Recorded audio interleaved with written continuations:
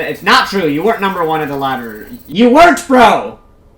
You weren't. You were lying to you're gaslighting yourself. You weren't.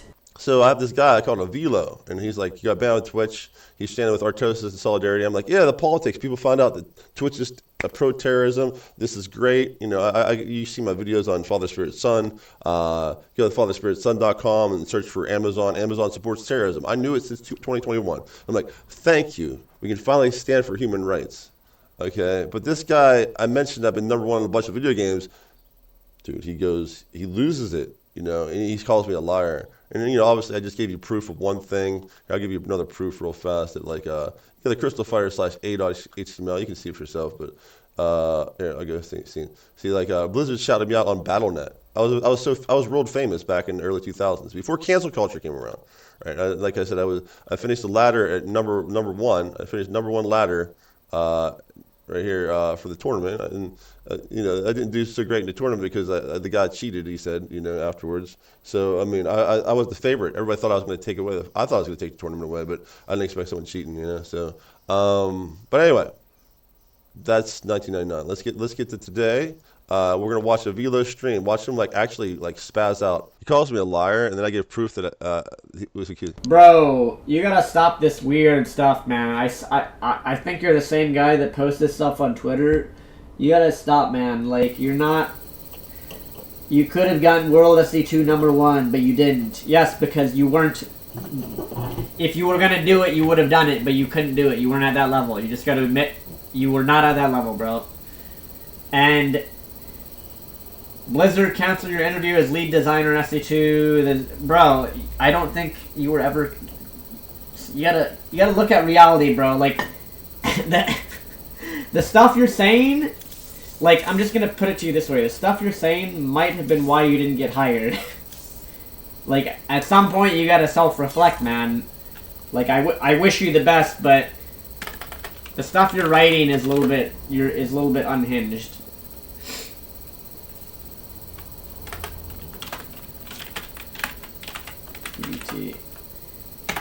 I'm not being a prick. I'm keeping it real with you. You gotta, like, chill out.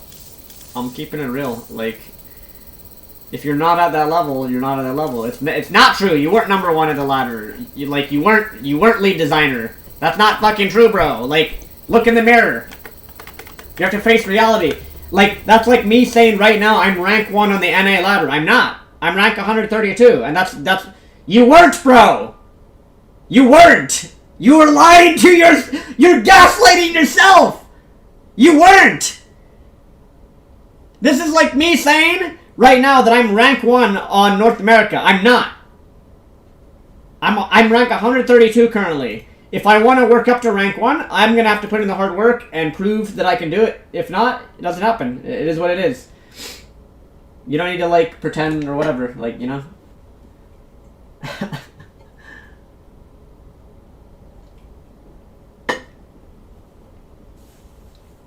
He's not saying he is, he's saying he could have been. Well, I could have been an astronaut too, bro. Like, could have, should have, would have. Like, that doesn't matter. I could have been a professional tennis player, but I didn't. I didn't do that. It's not, like, you have... Like, okay. You were 50 in the world, SC2, 2v2. Okay, that's great, but how many years ago? Like, it's not relevant. You have to move on. It's like in a game of tennis. You gotta move to the next point.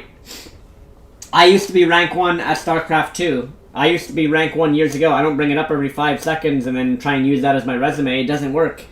It's what you're doing currently. That's great if you were rank 50 before or whatever, but you can't just depend on that. You gotta keep growing and evolving and doing good, you know?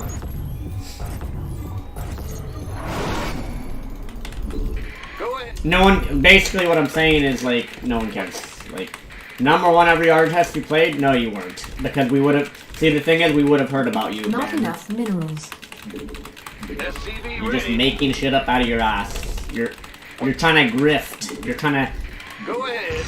say that you, no one has ever heard of you, man. No offense. SCV ready. Let's go. What? Here's the thing, bro. Here's the thing. I'll put it to you this way, and this is the way that most people, if you were at that level, people would have been talking about you. Okay, that's just the way it is. Like if you were like, but SCV ready. it's just yeah. Okay, but that doesn't mean anything, bro. Like you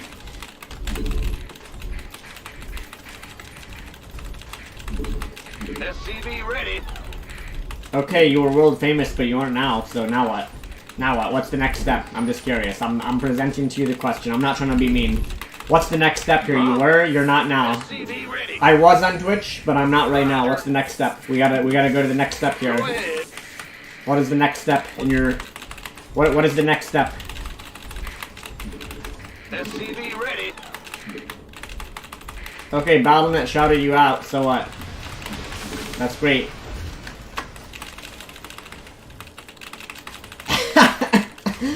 Exactly. You can't live in the past, bro. That's what we're saying. I'm not trying to be mean to you. Nobody's trying to be mean to you. You can't live in the past. What's going on?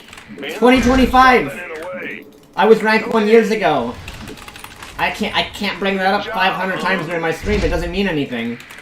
Commands not enough minerals. Not enough minerals. That means it doesn't mean I'm a liar. It means I'm living in the present, in reality. I'm living in reality, bro. SCV ready. You must live in reality.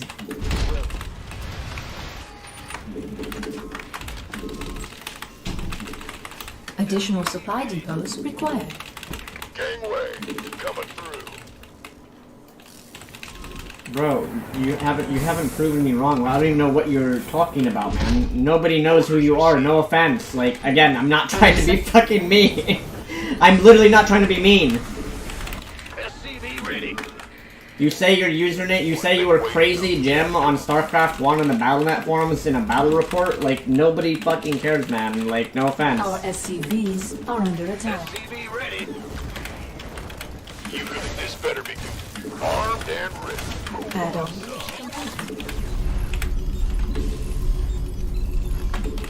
SCV ready. I'm playing against not Pepperoni here. No one called you a liar, man. You're putting words in people's mouths. SCV ready.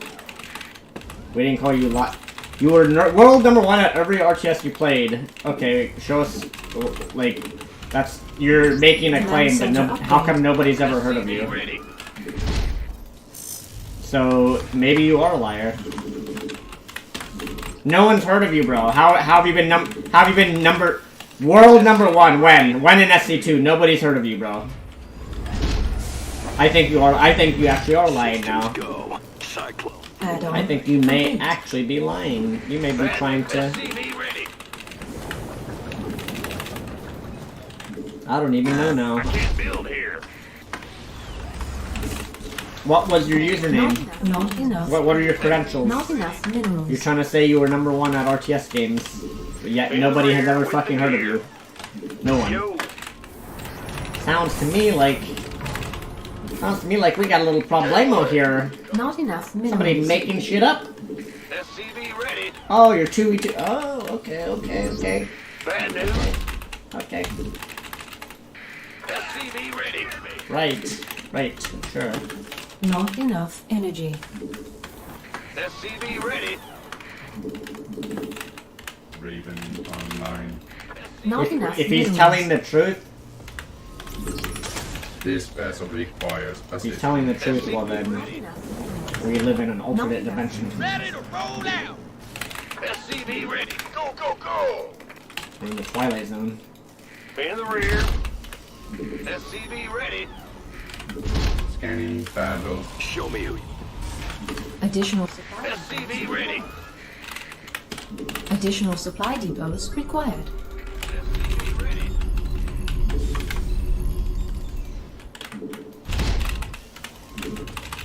What's going on? Yep. SCV ready.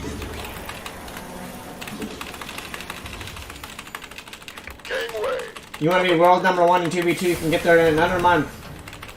Bro, you have no credentials, you have no current ranking. That's not how it works, man. Command center upgrade complete. I'll give it back. You gotta get the credentials and ranking. Not enough minerals. That's just how it is in every discipline. Not enough In energy every attack. every discipline in life, that's just how it is. You can't just, you have to like get the credentials, you know what I mean? Ready. You have no credentials. You have to establish yourself. Not enough minerals. You can't just say something, you have to go do it. If you were that good, you would have already been doing it. So go do it. Not enough energy. SCV ready. I will cheer you on. We will all cheer you on, bro. Engine screaming. But until then, it's just all talk and you're just making stuff out of your ass. SCV ready.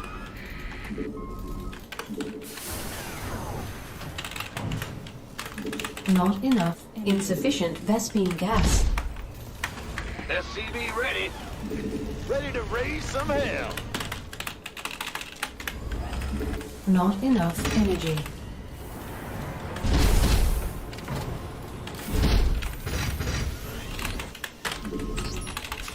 SCV Bro, I don't want links in. I don't know what you're doing, man. Loud and clear. Go ahead. Add-on complete. At this point, it's going a little weird. Add-on. SCV ready. Our SCVs are under attack. Add-on complete. Getting a little weird in chat. Insufficient buddy. Vespine gas. What's going on? I can't build here.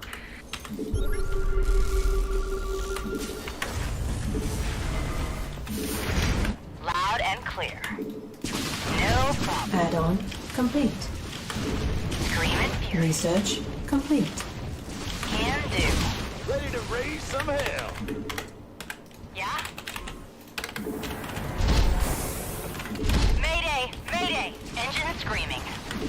Engine screaming. Mayday! Mayday! Unacceptable. Upgrade complete. Engine screaming. Right. Mineral field depleted. Forgot the hacker's just gonna move Research sit there and stuff. complete. Inbound. Give us your. Ready to raise some hell. Hey, go ahead. Engine screaming. Something in the way. Insufficient Vespine gas. Mineral field depleted. What's our daylight? State your request. Ready to raise some hell. Wait. Base unacceptable landing zone. I'm waiting on you. So at this point, I've left. I didn't want to bother the guy, right? So if he's bothering him, and the best thing to do is just leave chat at that point. You de-escalate it, right? Okay, I'm gonna address these crazy claims Mayday! Mayday! after this game, alright? So I'll let it run. I mean, I'll let it run. I left the chat. I don't want to bother the guy, right? Engine screaming. Like, what am I supposed to do there? Oh, I forgot this guy is one of these people. So I left the chat to de-escalate it because he got on my case, right? Mayday! If the guy gets on your case and you're like, he's calling you a liar, you have to defend yourself. One of these people that beats. That you're not a liar. I can't build Truly, the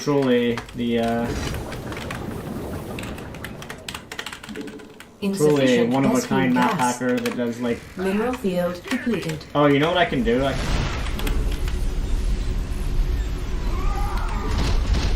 Not enough energy.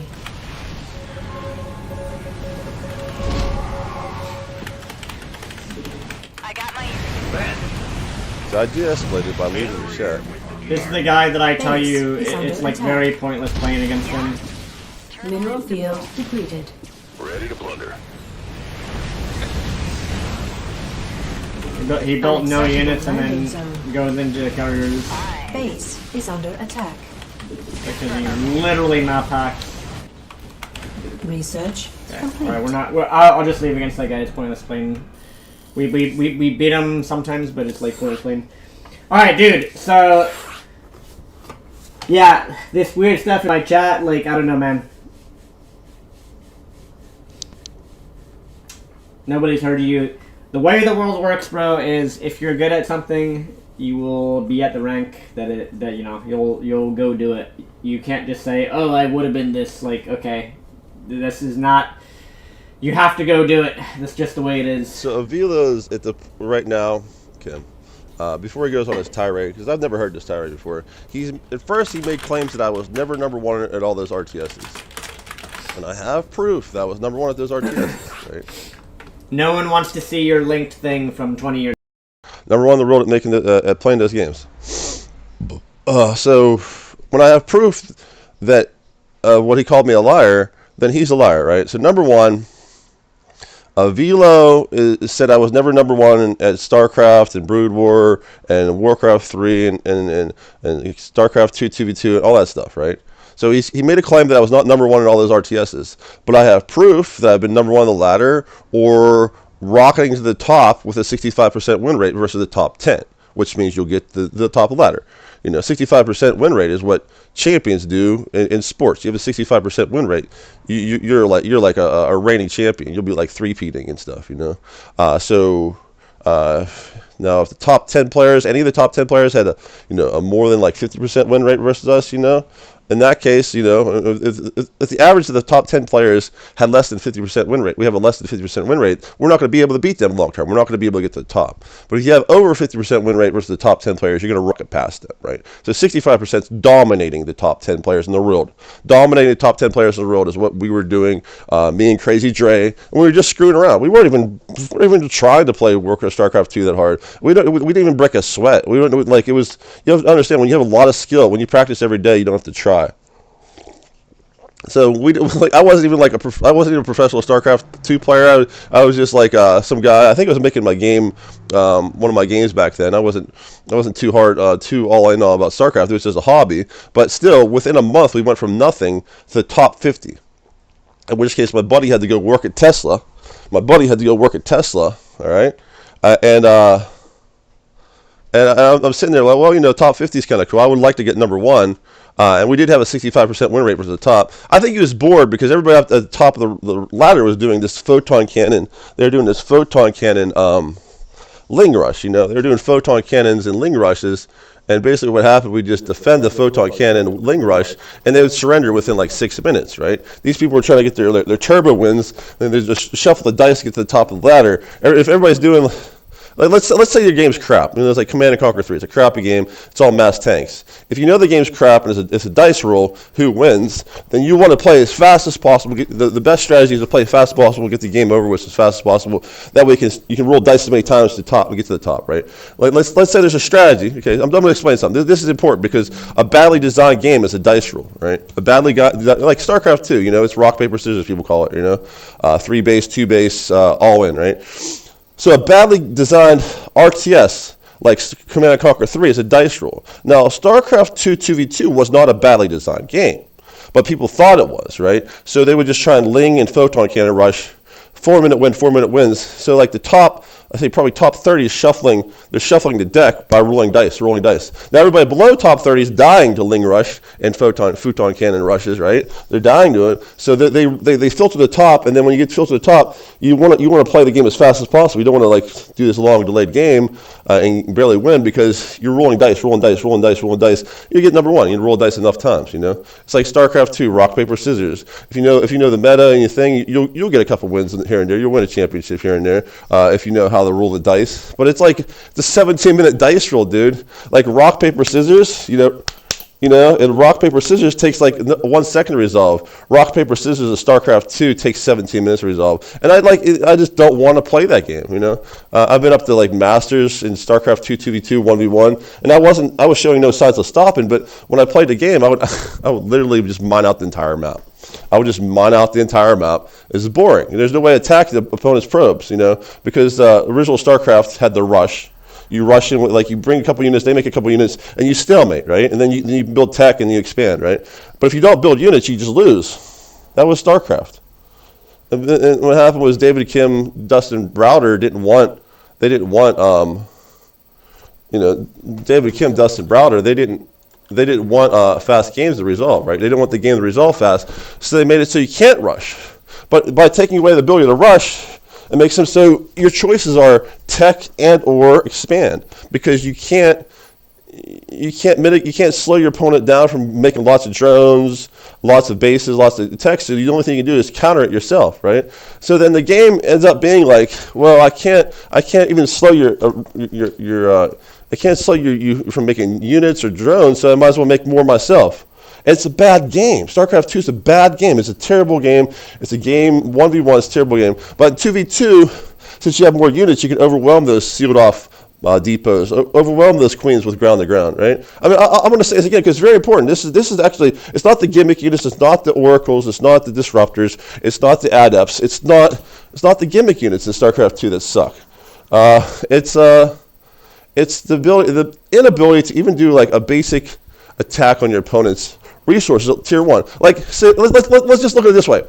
If you can't attack your enemy with tier 1 units, like, why build tier 1 units? I'm not saying you don't build Marines or anything, but I mean, like, think about it. You see a lot of people making zealots in StarCraft. No, they go past that, right? It's like the tier 1's just like, we'll throw it out the door because there's no reason to even use those units, right? Now StarCraft 1. I'll go to a couple, the 4 scenarios of StarCraft 1. 4 opening scenarios of StarCraft 1. You have to listen very carefully because this is how StarCraft 1 was played, and like people who are pro gamers will actually agree with me. So you start StarCraft 1 on a small map. It's very important to be a small map because the big map, it takes too long to get to the opponent's base. Right? We're talking River Styx, we're talking Discovery, and don't cheese the back wall. That's I did it all the time, but don't do it. So it's a small map, right? You got a small map. Now what happens is you make a bunch of SCVs, Terra makes a barracks, you make about 3 or 4 Marines, and you make the barracks in a wall so you use a firing arc if they send Zerglings too early. And if they send Zerglings too early, you got 1 Marine, and a couple of SCVs surround them. They can't really do anything to you. So what the basic rush would be like, they would make 2 or 3 zealots, and they'd come and just see your base, you know? Because like what happens is, let's say you make 3 zealots and you don't attack, right? And what they're doing is they're going to tier 2 or something. Then they can make more powerful units to take out your zealots. Now you're at a disadvantage, right? So you make 2 or 3 zealots and you attack, right? And now if they're teching and they didn't make units, those zealots just kill all the SCVs. You win. So if you attack with your basic units, you win. If they don't make basic units. Now, if you attack with your basic units and they have basic units, it's some sort of stalemate. Sometimes you do win by getting a lucky fight, right? And they didn't like that, but like that's part of the rush, right? Hey, but you make basic units, and if they don't make basic units, they lose. So you make 3 zealots, they tech, they lose. You make 3 zealots, they try to expand, they lose because they don't have defense, right? That's the rules of the game. You have to make units yourself. So because of that, you make 3 zealots, they make 3 zealots yourself. Okay, now what do? You know, if you attack too close, they use your probes and they win the battle, right? You add the probes to the attack, and now your 3 zealots are done. This guy got a bigger army. He starts to get the wave to beat you, right? He gets the advantage, right? So if they make army, you make army, it's stalemates. So StarCraft 1 encouraged you to make army, right? And then if you got an advantage, say you have 3 zealots and you take out 1 other zealot, now maybe you can tech, you can get the tier 2, or maybe you can just make more zealots. They make more zealots, right? So the battle was going on nonstop. You're fighting a micro battle nonstop while you're doing a base. That was thrown out the door in StarCraft 2 1v1. You throw that out the door in StarCraft 2 1v1 because there's no reason to attack their base with zealots. They can't get through the supply depot. Wank. You know? You attack, the queen's going to 1v1 you, right? The whole premise of StarCraft, of being able to limit your opponent's, the whole thing of limiting your opponent's resources is thrown out the door. It's bad game design. That's why you can't have people like Harstem fix the game by changing numbers around. It's fundamentally flawed. So I actually have a patch for StarCraft 2 1v1 that makes the supply depots like StarCraft 1. You can get a unit past it. You know, you put 2 supply depots together, a Zergling or maybe a Zealot can walk through. I forget. And the queen, I just took away queen's ground-to-ground attack. Queen can't attack ground-to-ground, right? So now when you attack a drone line, there's not a freaking queen there. Plus, all the Zerglings is naturally popping up. Zerg already had a good defense, you know. You can just rally a bunch of Zerglings out of your hatchery, right? You know, so. In my game called Rushcraft, like, I was supposed to be the lead designer of StarCraft 2. Hey, you know, hey, Mr. Avilo's calling bullshit, and I've already showed you. I've already showed you that him calling bullshit is bullshit because I have the accolades. Showed you the accolades right at the beginning, right? Now you're listening to a lead game designer. You're listening to actually the guy who invented RTS as a genre. I emailed Westwood when they had Dune 2. You know, Dune 2. I said, add regenerating spice, add multiplier. You have a hit game. I said, you don't have to pay me anything. You don't have to acknowledge me at all. I said, just make it, right? They debranded from Dune. Instead of making Dune 3, they made Command and Conquer. I am the father of RTS. Okay, so listen to me speak, right? I'll go through I'm going to go through StarCraft 1, what made StarCraft 1 beautiful, and why StarCraft 2 is just a trash, dirt, casual game, right? StarCraft 2, 2v2 is okay. StarCraft 2, 1v1 is trash, right? So, once again, StarCraft 1, we're playing River Styx, right? Little small map, right? I'm Terran. Let's just say Protoss. It's easy. Zealots and Zealots. Because I mean, changing the early game rush units doesn't change much. You know, obviously Zerg. When you played Zerg, it was a matter of having just enough Zerglings to catch them. You had to just have enough Zerglings to catch them, without having too few Zerglings to lose the battle and get killed. Right? Because when you catch them, by having less Zerglings, that means you have more drones, and then you win the game by out-droning them, right? You have 2 more drones early in the game, dude. You've won the game as Zerg. There's almost no comeback. So we'll ignore all like the nuances of droning and just enough things to catch them close to your base. Because the closer you are to the base, the more production you have ready, and less. So you have a bigger armament close to your base. You know, so you drone assisted combat inside if you get stuck inside the mineral line and stuff. So. But it was a fine line. You wanted to have just enough Zerglings to catch them. Like you wanted martial arts. You wanted to catch their Zerglings and be down 2 or 3, you know, but not down 5 or down 6 or more, you know, because then you lose, right? You could always drop a sunken during the battle or something. You'd be all right. So catching the Zerglings and over droning and underlinging in a Zerg versus Zerg is how you win. Well, we're just saying Terran, Protoss. There's 8 other. I think there's 5 other. Protoss. Yeah, I think there's 9. So the 8 other matchups other than Zerg versus Zerg is basically just basic units, right? And you can say, well, you don't have to worry about Marines and SCVs going together. You don't have to worry about Zealots. You don't have to worry about Zerglings. Just focus on just on a mono match, Protoss versus Protoss, right? So you open up the battle. Okay, sticks cross each other. Sticks. You make a zealot. Actually, what you do is you open up a zealot and you run that one zealot across the map and you try and get some hits on a probe. Like your very first zealot. When you play Protoss versus Protoss, at least your very first zealot, you want him going. You want him trucking out to them. So there's always a. When you make your base, you're thinking, do I want to put my pylon and my gateway a little extended so that zealot's off to the races, right? He's off to the races, But if you put your pylon and your gateway too far out and they start to get advantage, well, then your probes can't help the battle as much, right? So I lost the battle versus the Zerg one time because I 4-pull because I was I wanted to take the choke to the thing. So where you place your pylon and your gateway subtly matters. It subtly matters next to your base, right? But let's say you're just conservative. I'm done getting advanced stuff. You put the pylon right next to your nexus, right? Pylon and you put a gateway next to us. You can make some sort of some sort of wall you want to do. Protoss likes open spaces more because the Zealots. Terran likes to wall off more of a choke because they have the ranged units, and people can't have to get through them. You get more obstacles you got to shoot through, the better for Terran, right? You always put your walls and everything and have them scoot and put SCVs and the guard the wall and people shoot over top. But Terran, Protoss, you kind of want your base a little bit open so your Zealots can flow a little bit. But okay, I'm talking about positioning, subtle positioning, right? But okay, so you make your zealot, and he runs across the map. And if you're really good at StarCraft, you're top player at StarCraft, some people were the noobs were just slow at making their gateway. So your zealot would get in there, and you start you take out a probe, right? So, and then they pop up their zealot, and then what happens? Your zealots run around, the probes might be chasing you even. And at this point, you got a huge advantage. You took out a probe, and they're panicked, and they don't know what they're doing. They lost production. You didn't win the game right now, but you got a bigger advantage than just a probe. And one probe advantage in the beginning is really big. So you always want to send your zealot over as fast as possible. And their zealot, if they see you, and then if they make the zealot to counter you, and you try and run to that probe line, the zealot will be smashing your zealot, the probes will be hitting the zealot, and you'll take out the zealot. He might get a probe or two, right? But now they're down a zealot. A probe, 2 probes, that's an option. Think about that. Do you want to take their production down? I would like to take the production down. I wouldn't mind losing the zealot sometimes, but sometimes it comes back to bite you, right? So if they counterattack and they have more zealots, it's like the overwhelmingly thing. So generally running the zealot in there to die is a bad idea. I would save his shields at least, come back and let his shields regenerate. But the idea is there's this early game rush, and like if you play it right, it ends up being a stalemate.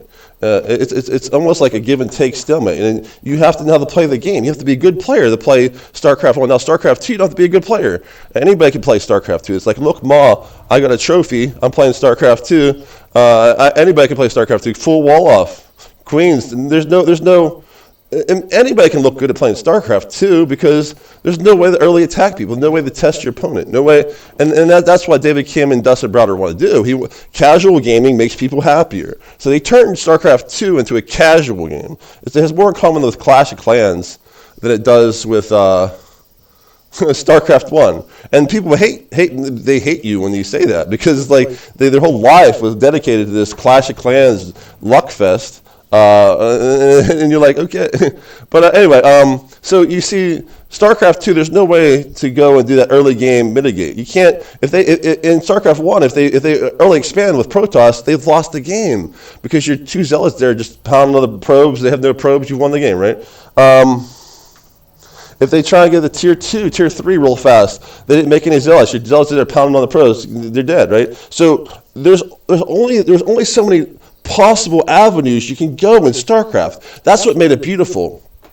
Now, a lot of people didn't even know that. A lot of people didn't know this 98, 99. When I played XDX Gur, who was like a world champion, he was a Brood War world champion in Korea. He never won versus me.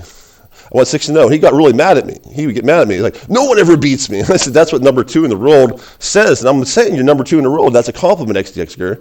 You're number 2 in the world, XDX Gur, because you have some basic micro and macro sense. Like if you kill his army, he'll try and macro. If he flays, he starts his army wounded, he would try and pull you around. He would just have the smallest amount of macro and micro sense. I'm like, you're the only one that gets it, dude. XDX Gur was the only other person who even got the basics back in 98, 99. Now I was like light years ahead of everybody. My knowledge is always freaking ridiculous compared to people. So I had, apart from the bad meta the Brood War is in right now with spider mine cannons. And they skip tier 1 again. You don't build zealots. You don't build zealots. You don't build marines. Brood War needs a patch too. Yeah, Brood War needs a patch. Believe it or not, Brood War needs a patch. Think about it. If you build marines you're a sucker, right? But if you go straight to vultures, and they build zealots, they've lost the game. You run around, kite them, kill them, right? Now, what makes it crazy is those spider mines kill dragoons sometimes. You have to be all tiptoe. But you can actually drop a spider mine right next to a dragoon and they'll fire at it like a cannon, right? What they do is they need to make the spider mines have a longer loading time by like 2 seconds and another like an arming time of a second or so, right? So when they drop a mine, even one dragoon should be able to take out one mine. Doom. If they drop a second mine, hey, hell, let it drop in the thing and then like be armed. And then when you get 2 shots at it, so when it pops out, you can shoot it again, right? And the third one might be hit it, right? So if you're dropping mines in front of a dragoon, you shouldn't be able to take it out. I mean, you're skipping tier 1 tech. It's for future designers at RTS, future designers of real-time strategy. You listen to a legend of RTS, the number 1 RTS player of all time, the inventor of RTS as a genre. I'm giving you general advice that if your players don't make tier 1 units, you probably made a mistake in design.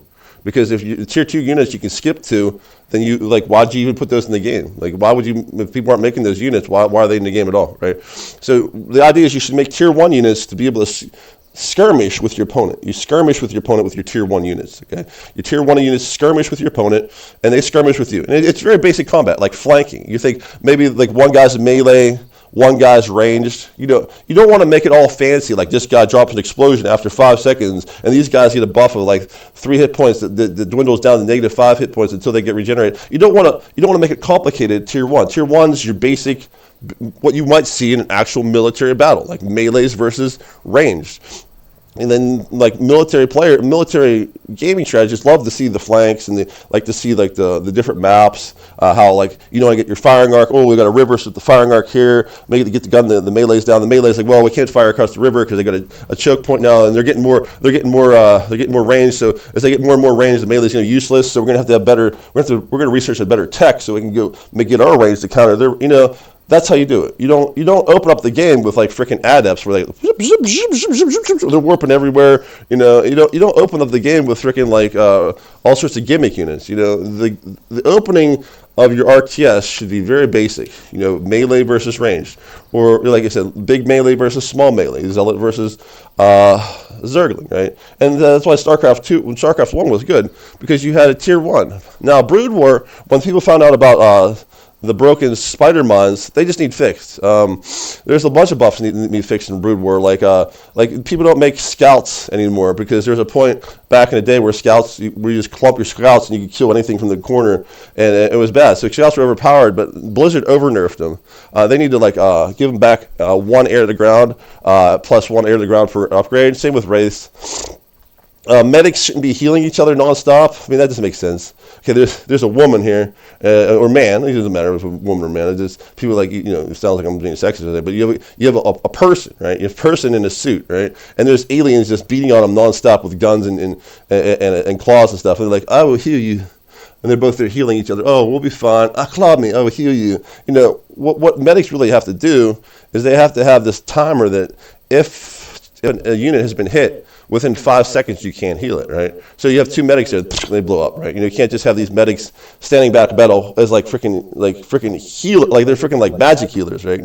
Like you can't heal that fast. It's silly that a medic can heal you during the battle and actually heal you so much that you have 5 times your health, right? So medics are broken. I don't know. I can go on. I have a whole patch of for Brood War at this point.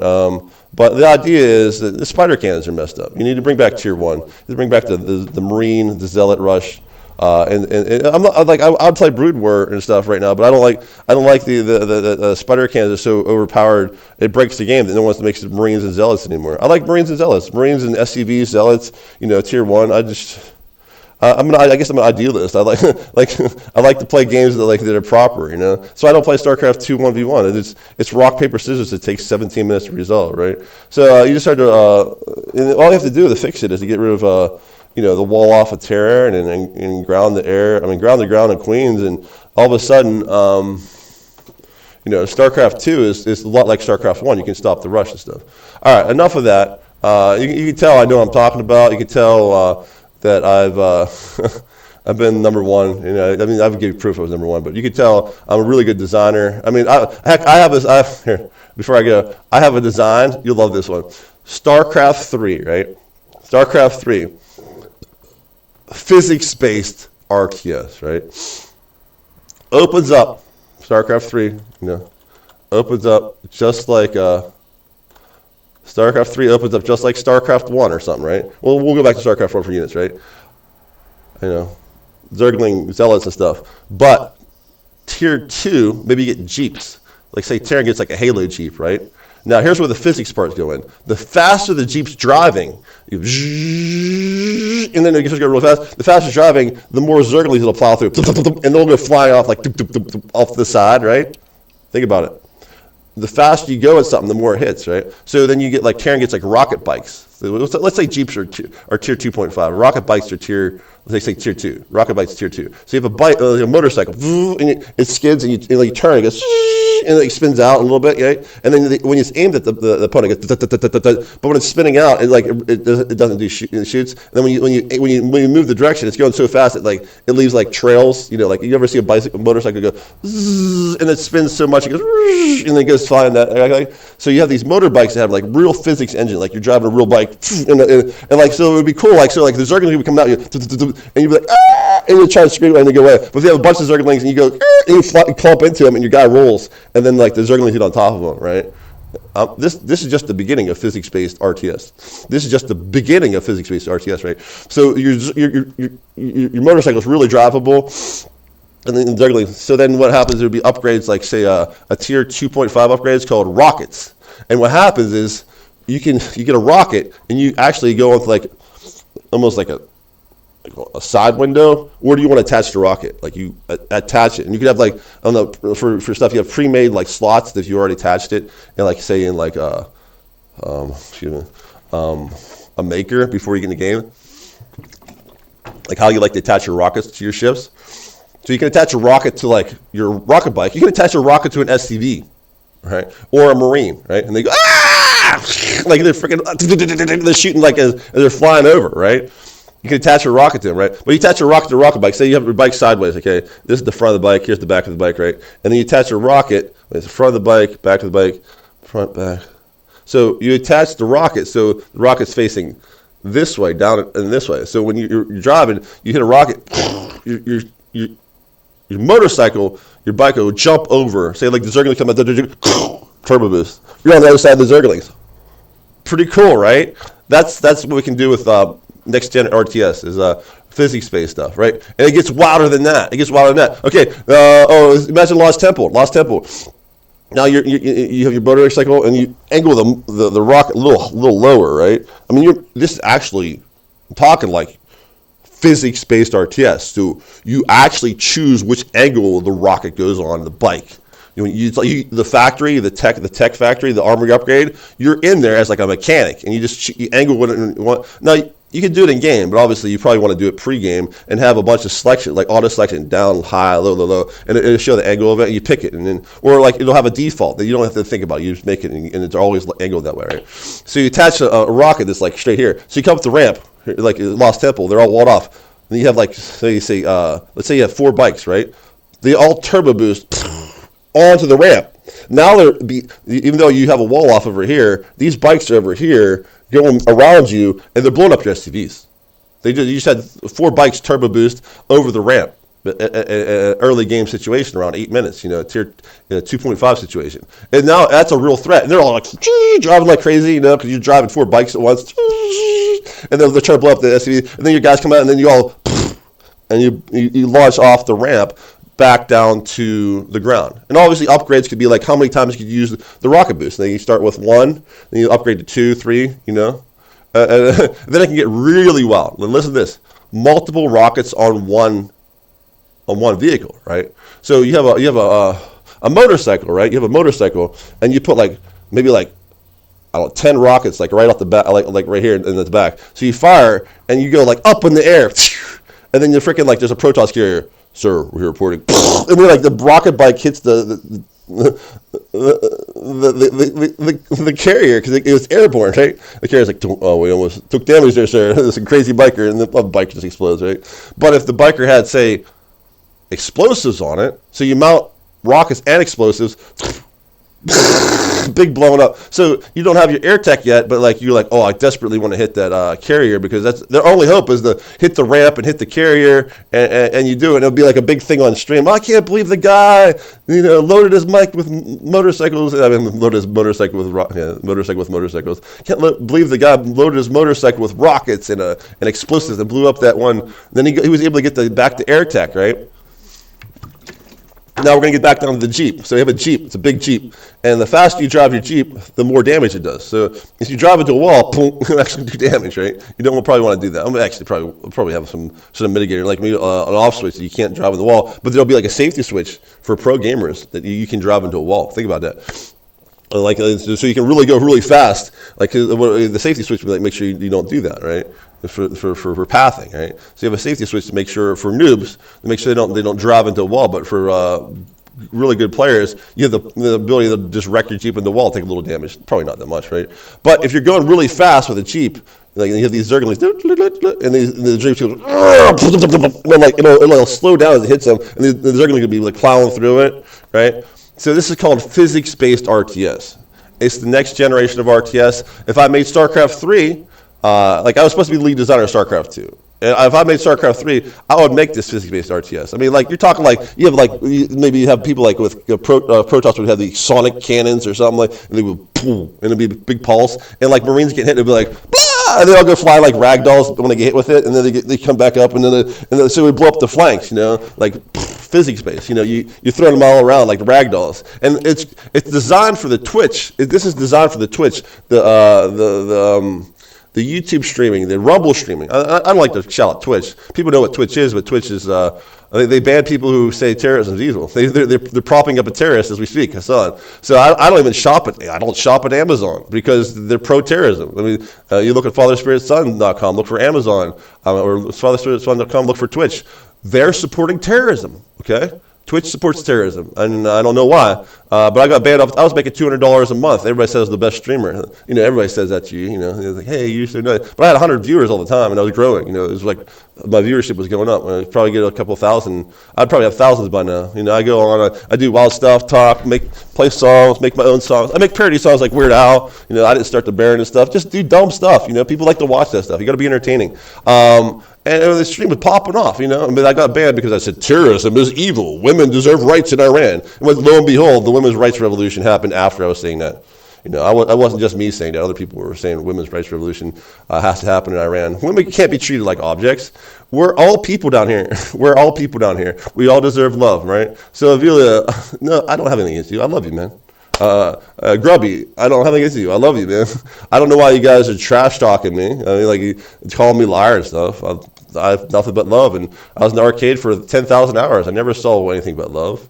I know online there's hate and stuff, and we gotta rise up against the hate, rise above the hate and have the love. So I talked about StarCraft 1 has the rush, that's why I made it good. StarCraft 2 doesn't have the rush, that's why it's not the good. And I talked about StarCraft 3. I was supposed to be the lead designer of StarCraft 2. Why don't you bring me in, Mr. Blizzard, and we'll make StarCraft 3 physics-based. Now, the networking engine of StarCraft 3 for physics-based stuff is really tricky. You'd have to listen to me very carefully how to do the networking of physics-based stuff, because if this angular stuff is different than this angular stuff, then one side might simulate it different than another. So you have to be very careful about that intense simulation of the rotational energy and stuff, and which side, client versus opposing client, has the superiority of whose world manages the collisions, and depending on what collision, it matters differently. This is really highly technical stuff. I honestly don't know if you have anybody technical what Blizzard even understands networking at that level. So you'd have to bring me in. Okay, just bring me in. StarCraft 3, physics-based, rocket bikes, jeeps that run their stuff over, Protoss with plasma cannons that blow stuff apart. Bombarding. Ultralists that just freaking plow through tanks and makes divots. The motorcycles driving like a motorcycle game, dude. Come on, bring me into StarCraft 3. All right, I did my StarCraft 1. Actually, I have a patch for StarCraft 2 ready. I can be doing a patch for Brood War. No one else in the world can do a patch for Brood War. No one knows RTS like I do. Just facts. Hello, world. Apparently, you forgot about Jim. God rules, by the way. Up there, what I say. So, love's the way, man. Cancel culture and that. Oh, that's all bogus. It says it's nice that Avilo and Artosis are noticing that you get banned for no reason at all. If they don't like what you're saying, what they don't want to do. What the globalists don't want. They don't want anybody who's an individual talking about anything, even if you're doing your absolute best, not to say terms globalists don't want to hear. Now, I like to say terms globalists don't like to hear, like invoke your freedom, love's the way, no censorship, have a fun, be an individual, don't be a conformist, because these people are all Nazis, the World Economic Forum, and they're the ones pushing all this stuff. So Avilo Artosis got a boot stomping. It's called a boot stomping. 1984. George Orwell says, if you don't stand for your freedom, the future will be nothing but a boot stomping on your face. These guys maybe did nothing wrong. I don't know what they did. I know Artosis probably did nothing wrong. He's the most stand-up guy ever. He's a literal caster. Like he's a public persona who never rocks the boat. Yet they boot stomped the guy. They boot stomped Artosis. Now Avilo, I just met him and he's calling me a liar and stuff. Maybe he does have issues and stuff, but I don't know the guy. I want to like him. I want him to say, "I'm sorry, Jim," and I'll be like, "That's fine. I'm a Christian. People make freaking mistakes all the time. I blew your mind that I was number one in all these games. It's nice to blow people's minds." Mark Twain has a quote: "I never told a truth that anybody believed, and I never told a lie that anybody wouldn't trust." But I don't tell lies. I haven't told lies in 21 years. And people are like, "Oh, Jim, you're just making stuff up." I'm like, "No, I haven't lied in 21 years. Why would I lie?" At this point, you can tell I know my stuff. Who doesn't want to play StarCraft 3 with exploding freaking dude? Imagine if you're like a saboteur, and you stick a dynamite on another unit on the Zerg. Like maybe say let's say they have a lurker that pops out it has it's like a wormhole, and it goes and it grabs stuff and it pulls it back into the wormhole. You have just a tunnel, not a wormhole like a space, but say you have a tunnel and it's just a dirt mound, and you have this thing that latches out like a tentacle and grabs you, and you hear him get died like an anthill or something. Now what happens is if you have an explosive pack on your Marine, he goes and you see and the arm comes out like a tongue, I just died, and so that unit, even though you lost your Marine for 50, that unit might be 200, right? So you have to be careful you don't latch on to the guys with a little bit of dynamite. It blows up the thing. Right? There's all sorts of wild stuff you can do with physics-based RTS. There's wild stuff. And I don't know. I'm sorry. Okay, so that's StarCraft 3. Okay, they didn't hire me for StarCraft 2. They passed me over because DEI, USAID. I was Christian, and they were making political changes to StarCraft. I have a video about that on Rumble. Look for Good News Jim in the search term, and there's a discriminate, and just type Blizzard. Good News Jim and Blizzard. Good News Jim and Fallacy will blow your mind. There's a video where Fallacy is saying that he just wanted to do it for money. Make bioterror for money. That's pretty awesome, right? We should live in a society where everybody loves and lifts up people, but there's people. There's always been people who would destroy all of society just to be the one that rules over it. I believe that was Sun Tzu that said that, or Lao Tzu. I forget which one said that, but there are people who let's say a utopia makes a rich man poor, right? If everybody has enough, then no one cares about the millionaires. They have nothing to provide. But when we're in lack, people need to buy stuff off the millionaires, So they'll blow the dam at the water source if they have their own water source to sell, right? Homelessness is caused by design. These people will limit how many housing are made in California. They said we want to preserve the sand. It's sand, dude. It's sand. That's a bullshit answer. By lowering supply, you raise demand. Lower supply of houses, you raise demand of houses. High demand gives you more prices. So if the free market was available for housing, rent would be $50 to $100 if that, They don't want that. They want to make money. They don't care if people are dying and going homeless. I mean, that's just how the world is. If you care about people around you, you can't get a lot of money because you're using your money to help those around you.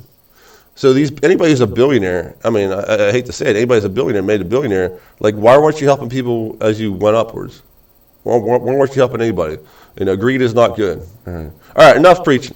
StarCraft 1, great game. Spider mines need cleaned up. Brood War, clean up the spider mines. I can do a patch for you if you want. StarCraft 2, I have a patch already ready.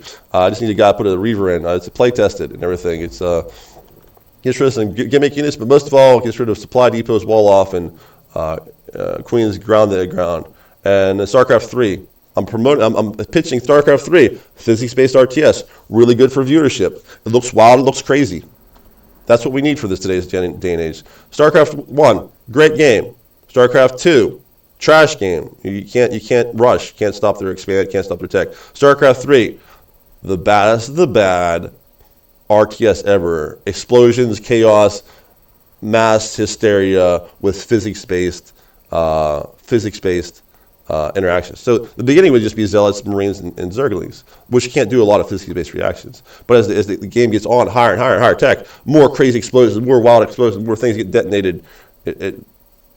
There'll be wild, like I said, wild outplays. People will be inventing new ways of inventing new ways of playing the game based on where they put rockets and engines or how they mount their cannons. I mean, this is ridiculous. StarCraft 3 would be ridiculous. I mean, think about it. You're custom making your own vehicles in StarCraft 3.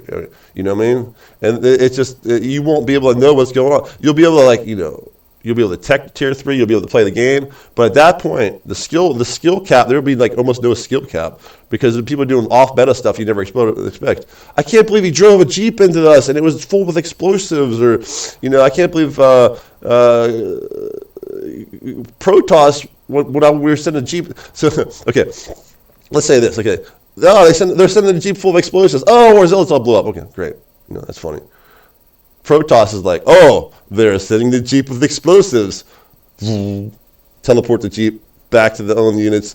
Blows up the own Terran units. And like, like there'd be wild stuff. You could, like, weird interactions you could do, and it gets chaotic. It gets out of control. But that's what you want at high tier 3. You don't want it predictable. Like, people play StarCraft in the games. Oh, my economy's going down. There's no desperate play I can do. I'm going to lose, right?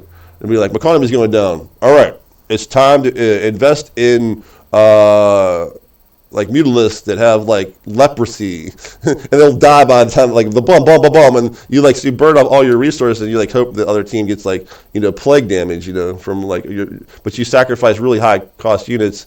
I don't like I said, I don't know like all the wild stuff that go in there, but I know about the Jeeps and the rocket bikes and explosives and jumping cliffs and hitting air units with ground units. Maybe there's like a Protoss unit that's like really strong. It's like and it can like throw a marine. Poof. Yeah, like freaking Frost Giants and Oblivion, right? And so you'd be like, and he would grab like a marine and throw it into a wraith, and you see the crowd. But like the odds of it hitting the wraith is very low, But at the same time, if there's like a bunch of people doing it and you're trying to aim for that general direction, like it'd be kind of cool, right? You're like doing stuff that like is off meta, you can't be doing in StarCraft 1 because it doesn't have physics based. Anyway, I'm done with my thing. Okay, StarCraft 1, great game. StarCraft 2, trash game because you can't rush. StarCraft 3, I could be the lead designer. Do you enjoy this? Do you like this talk? All right. Tell Blizzard to maybe uncancel Crazy Jim. I was on all their BattleNet. They used to shout me out nonstop on their BattleNet, right? They're selling games like Diablo 2. And Crazy Jim's here doing some of those awesome stuff. That's how it went back then. So I don't know why they turn. It's all global. That's probably like globalist stuff. All right, so we're gonna go back to Avilo. Let's see what Avilo has to say about me. Like I said, he didn't want to apologize. He actually deleted his thing. So this is all about. I'm just asking an apology from Avilo. Let's see how it goes.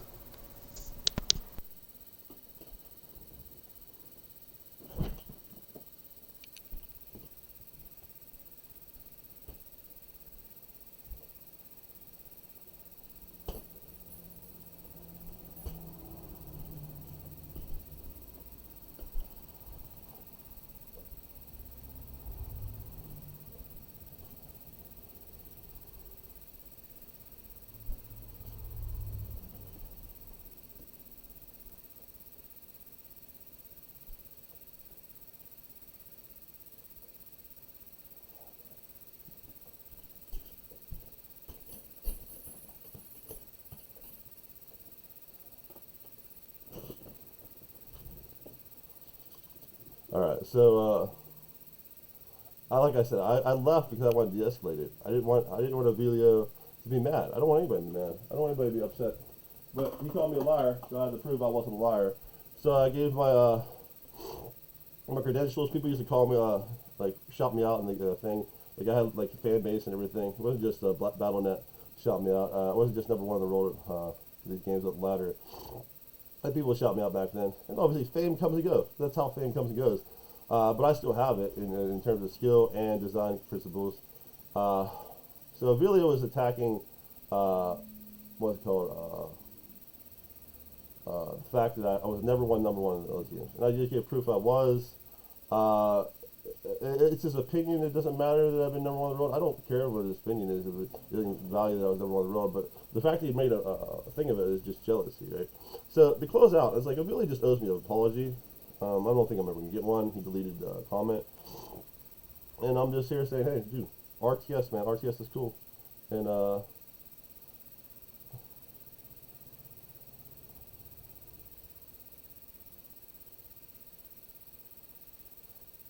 still talking about me. Until they stop talking about me, I'm gonna keep moving on.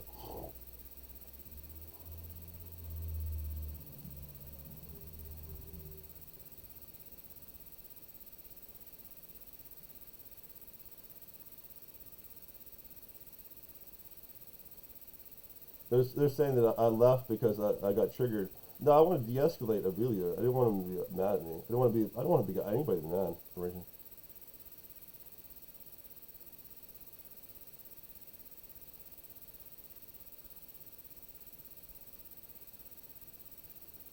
All right. Let's see if he said anything else. Was he closed caption? Ooh. All right. It looks like I de-escalated it properly. All right, cool. You might have said more stuff. Whatever. I don't care. So there, you can see Avilo went on a complete utter tirade of me, Mr. 94%, 92% win rate. So this is funny. I sat on 1,499 wins for a couple weeks because Blizzard had someone message me on Battle.net. He says Blizzard's very excited you're getting 1,500 wins. When you get 1,500 wins, we'll post you on Battle.net, right? So you know what I did is, as a punk, I literally just I didn't get the 1,500 wins for a while. Here, look, this is what it looked like when it was on Battle.net. So we're gonna go back to archive.org. Like this, and it says this is archive.org. This is from 2002. See, web.archive. This is history site. You can't fake history. So this is the Battle.net website. This is actually literally the front page of Battle.net. The Blizzard would shout me out. See, protect your TD key. Map hackers banned. They're selling Reign of Chaos t-shirts. You know, like they're selling shirts, right? They're selling gods. Like they're selling more pocketbooks, right? So while they're selling stuff, they're also promoting me. My position here on to be shouted out along with their selling stuff is taking away from their selling, but they know that by promoting pro gamers, that they promote their game, right? More people want to play the game because I want to be Crazy Jim. I want to be as good as Crazy Jim. I want to compete with Crazy Jim. You know, I want to get good at Warcraft 3. Yeah, this is a real thing. That's why they promote pro gamers. You know, this is called Battle.net. Like, what's Battle.net look like now? You know, they have. Imagine if you get shout out in today's Battle.net. You know, this was back. I was real famous. I mean, like really real famous back then. Anyway, it takes a long time to load. But so it says, I was the first to win the Deathwing icon. Here, check it out. There's special icons for all 1,500 wins, right? But I did it as random. The first person to get a 1,500 icon was random because I knew I was going for it. I said, why would I want to play Terran 1,500 wins? This is my strategy. Here's my strategy. Like, I like to play specific races, but why would I want to spread my wins like 250, 250, 250, or like you know, 400, 400, 400, right? 400, 400, 400, or what's 1,500 goes into 4 what? Like 400, yeah, 400, 400, 400, right?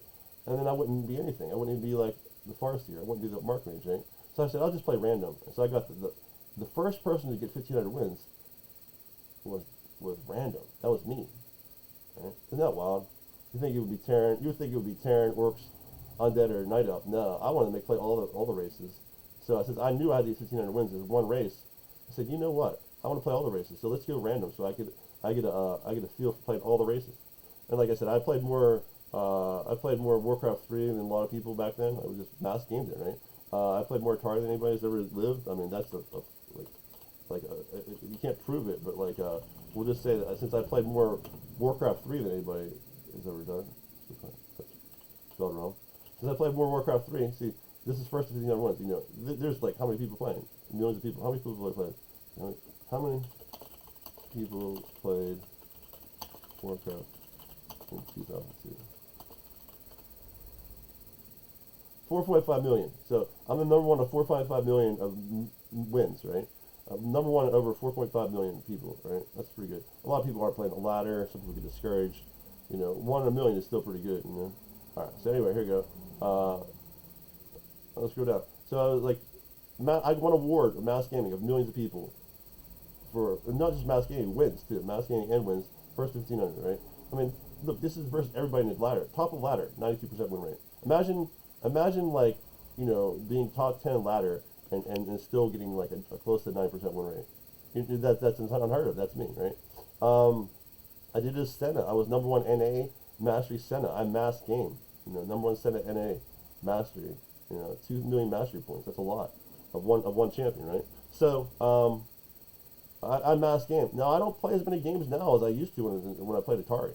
So back then, when people thought games were bored, when we get bored of games, when people got bored of video games, everyone was bored of video games. No one would just sit there and play Atari 8 hours a day.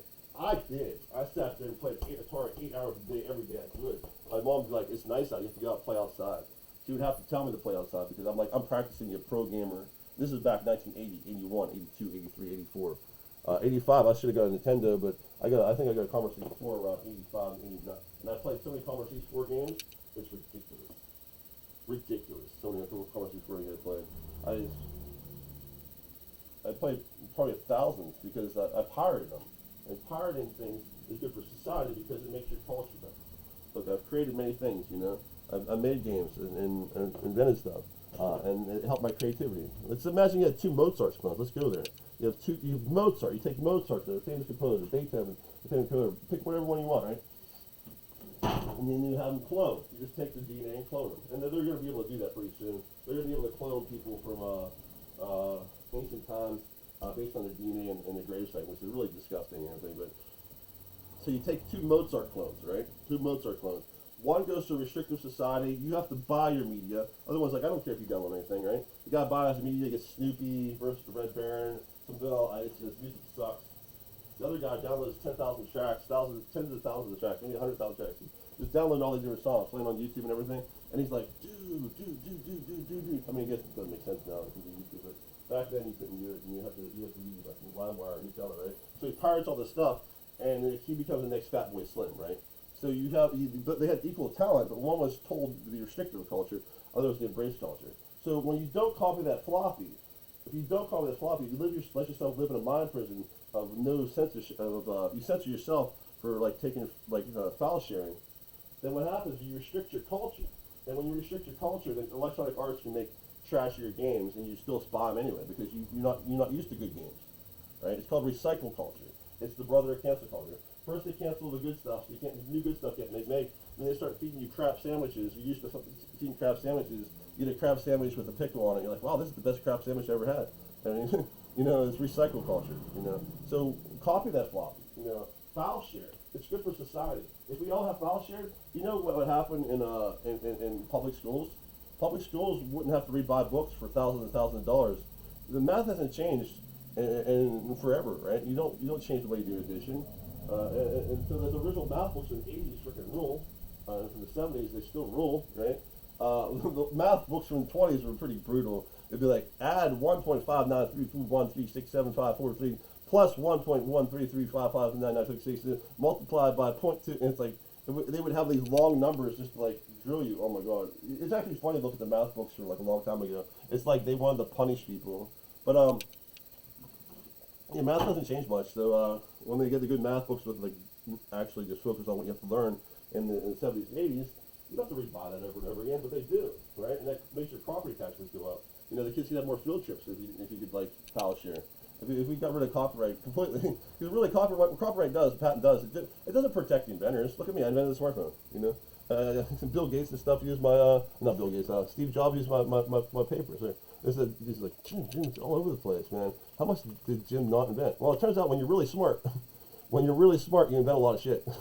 I'm one of the generational guys, you know. So 2005, Apple came in, Carnegie Mellon. 2006, Google came in Carnegie for the smartphone, right? But I invented the virtual keyboard. Take the Palm, add cellular, the App Store. This is before Valve came around. Mobile cloud, wire computer to move files, the smartwatch, Apple Watch, the Apple Vision Pro, contact list. And here's my original documents. These are signed by Carnegie Mellon. Allow interfacing the cell phone such that the Palm can exchange information with the phone. Back in 2000, we only had Nokia phones. And I said, why don't you make the Palm Pilot a phone? Allow the Palm Pilot with phone access the internet for database storage and retrieval. That's the mobile cloud. Here's the I can't copy that. This is the App Store. Can't zoom in. Like Firefox sucks though. You used to be able to zoom in really good.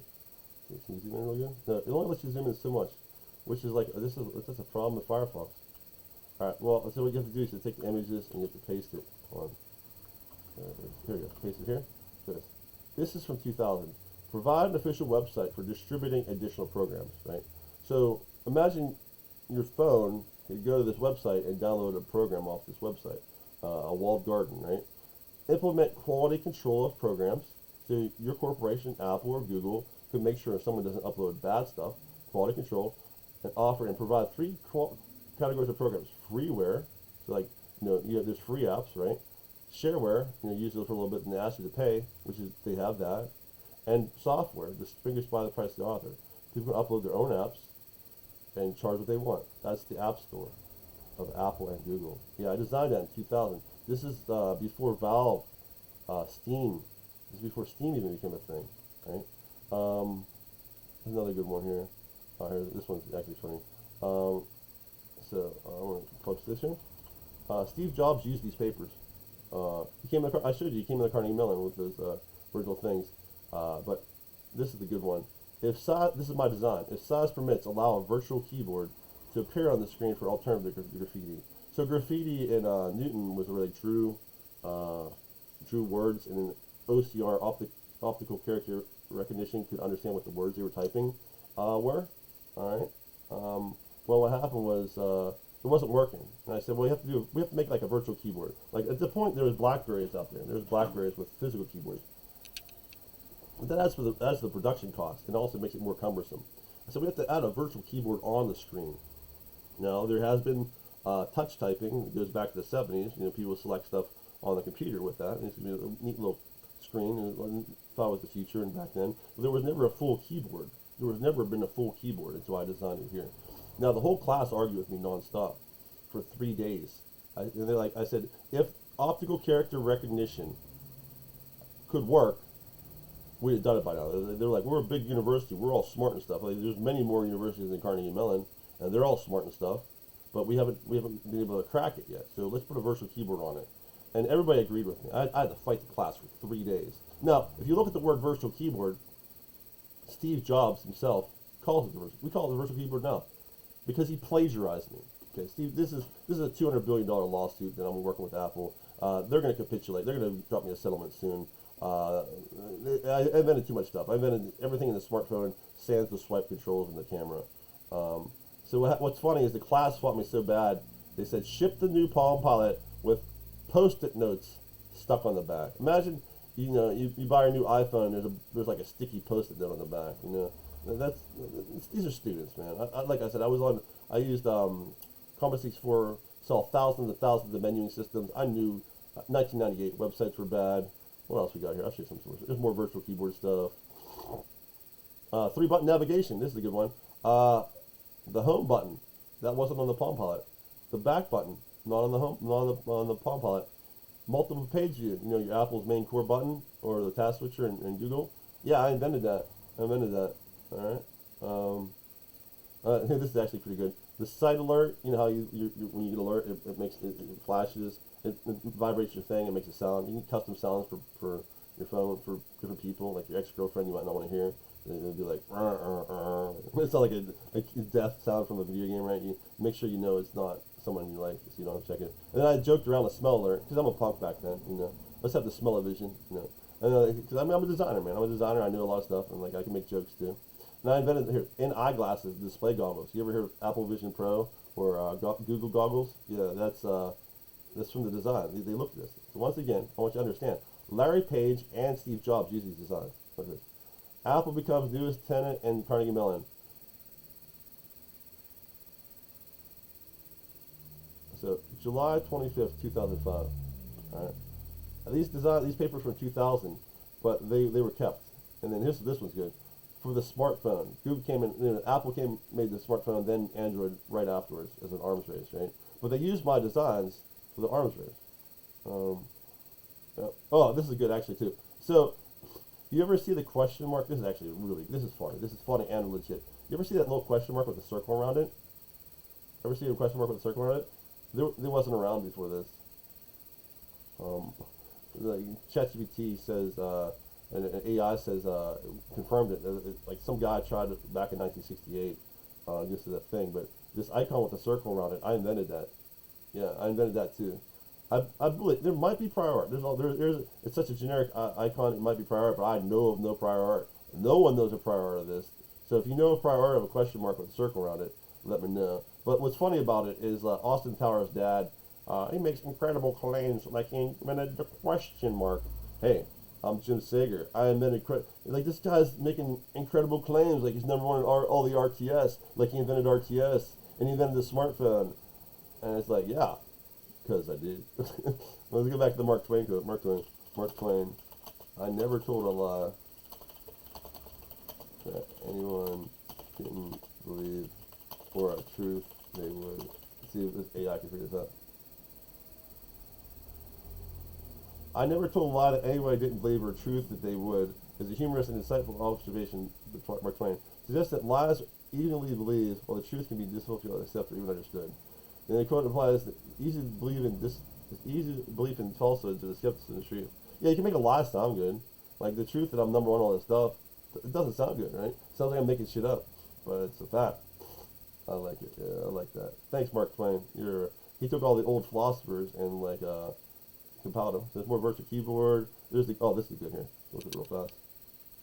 Oh, that's going on. All right, look at this. We have the cell phone. Turn the palm on the cell phone. Wireless access. You need your Bluetooth. We have Google Glasses.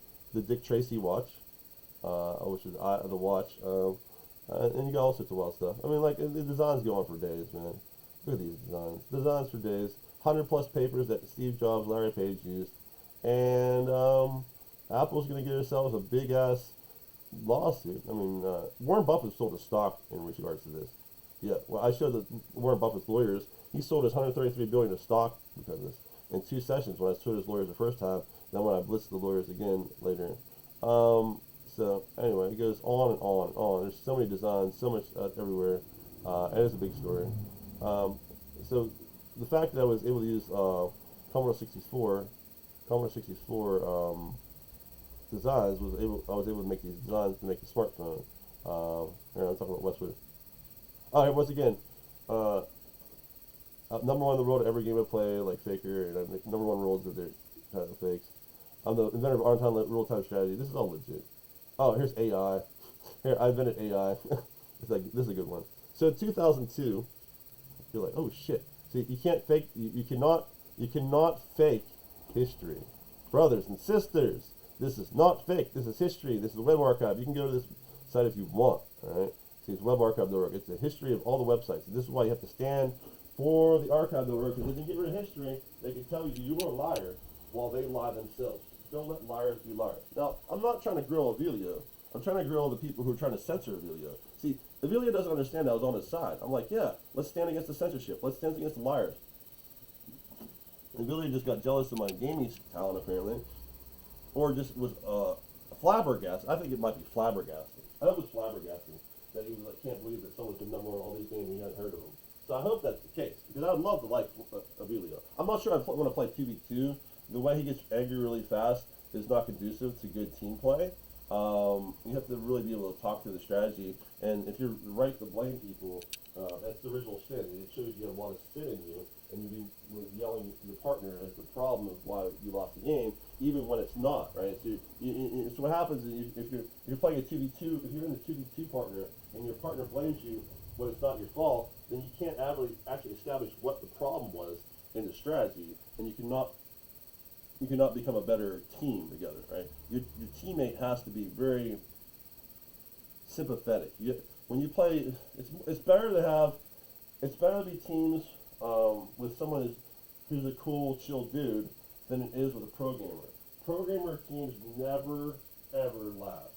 Like I said, you have ego, you have competition, you want to deflect the blame, right? And you can't get better at that, because then you can't ever isolate what the real problem is. When people are always, upset that they make a mistake and have to project it on someone else, right? So I don't think I want a 2v2 with Avilo right now. I was offering that earlier. I like the guy. Look at it.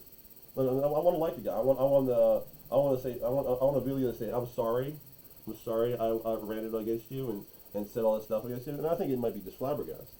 But it could be jealousy. Like Drawby's jealous of me.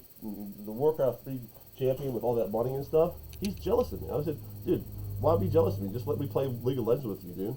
Like Tyler 1 had me on his stream. I didn't start the Baron on his stream. Like, Drawby plays with Tyler 1 right now. I could be playing with him too. probably around GM low challenger at this point. I can't tell because I have lost traders that rig my games once again because I'm famous. But look, Tyler won. I didn't start the burn. This is funny. So what happened is I was featured on Tyler 1. This is my song. Made a song. Okay, made a song. He said I played a lot of League of Legends. Made a song about it because when you play League of Legends, everybody plays. You can play the best game of League of Legends you ever played, and if your allies are being like dumb, it frustrates you, right? So I made a song to vent that frustration called "I Didn't Start the Baron." And Baron is like where you can, if you play League of Legends, starting the Baron at the wrong time will just destroy your whole team. So it's a funny song designed to let people vent frustration, right? So Tyler wanted Grubby play together, right? And I said, hey, let me join your team, but Grubby just doesn't like me because he's intimidated by my skill. But that doesn't make much sense though, because if I'm really skilled at a video game and I'm a really nice guy, he'd want me on his team, right? So like Grubby, like Tyler 1 already had.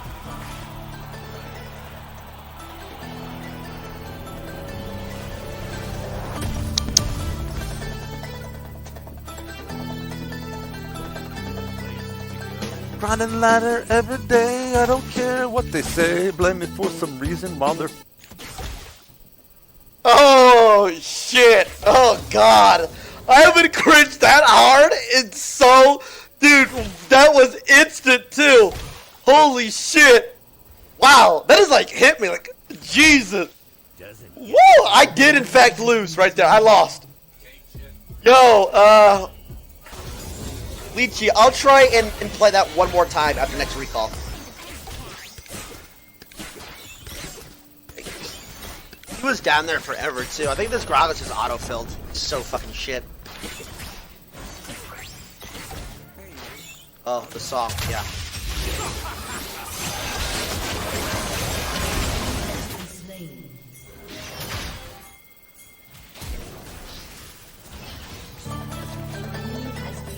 Alright, try number 2.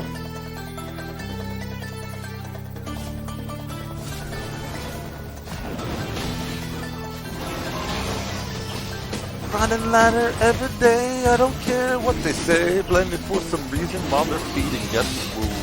Throwing airy chains and tea while emoting mastery. Whole world or South Korea esports show.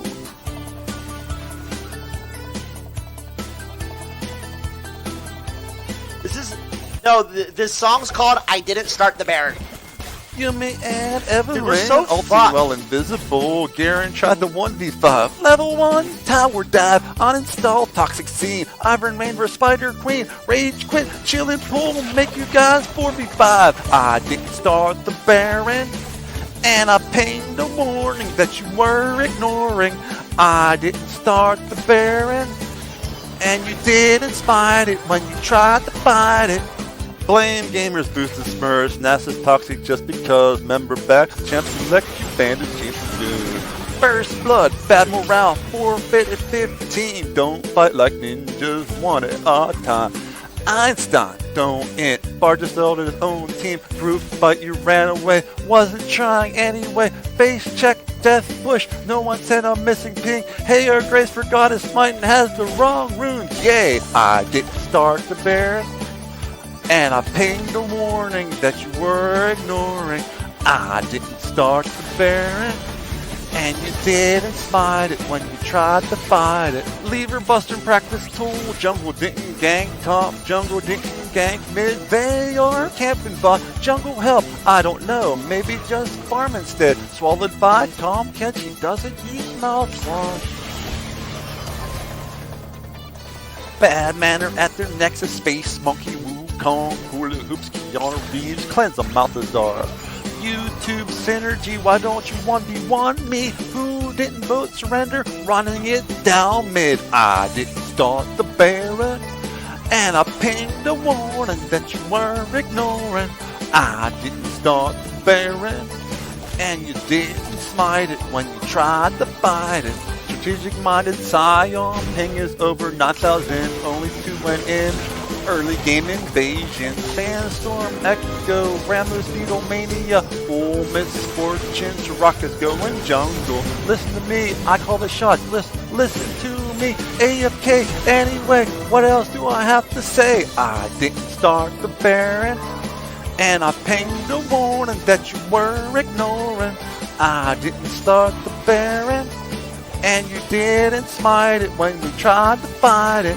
Crowd control, main nerf, trouble with T-mode. Mordekaiser has some bugs. Mordekaiser rework. Mordekaiser has new bugs. Always ban the new champs. Another failed champ swap. Guess you get Garen bot. Need to defend the Baron buff and Darius does a split. Oh! First time playing a champ. Why are you in rank? Thanks a lot. You threw my promo matches. You didn't even try. Hard stuck. Iron 4. I can't take it anymore. I didn't start the Baron. I pinged the warnings that you were ignoring. I didn't start the Baron. Is this And Little you Nas didn't X? fight Yeah, it it is, when you but tried to fight it.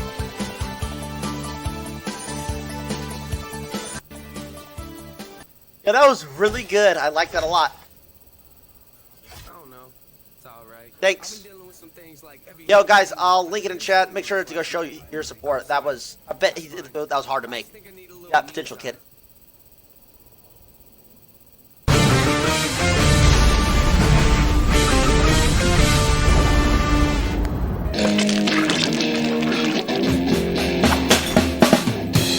He's gonna take you back to the past to play the shitty games that suck ass. He'd rather have a and then reworked and stuff. But like, yeah, I was featured on this thing. I did it. I did that song, Weird Al parody. All right, let's go. Where we at? Avilo owes me apology. I have been number one on the roll of games. Let's see here. Common sayings, some stuff like censored. I've been very anti-censorship. Here, look, real fast. I don't know if you want to retype this. No one freaking types stuff out of the thing. But I've been fighting against censorship for like a long time. What the heck? I'm OG against anti-censorship. One of the guys got Elon to buy Twitter. And it's actually funny. One of the things I said about him when he said Elon said Jack Dorsey is doing a good job in 2020. And I said, well, Bob Goldthwait could do a better job. I've written over 103 articles against censorship, 77, since 2018. Because I knew we had to fight against censorship in 2018 because I was censored under hate speech for saying everybody should love each other. Yeah, I was censored under hate speech for saying everybody should love each other. Right. So this fight against censorship, Avilo, maybe